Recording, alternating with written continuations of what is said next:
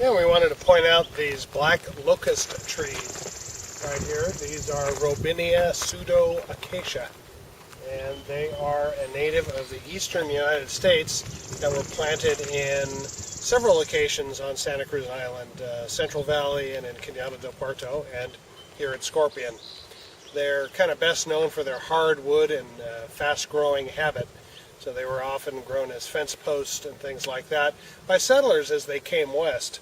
So this plant came west with the settlers and is actually found in many places all over the United States now because of that. Have a couple examples here of some of its leaves. So this is the compound leaves of black locust, each a little leaflet. Perhaps this will remind some of you of the pea family, and if you look at the fruit on the black locust, you can see that indeed it is in the pea family. These are little pea pods or legumes.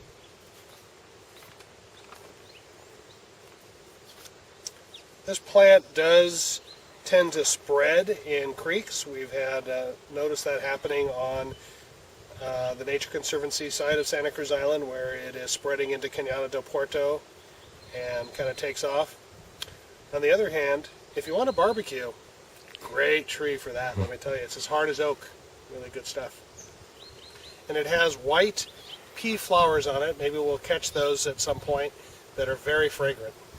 And in April, black locust comes out with these beautiful white flowers that are really quite showy. Makes the whole tree stand out remarkably. Flowers on the black locust are really quite showy.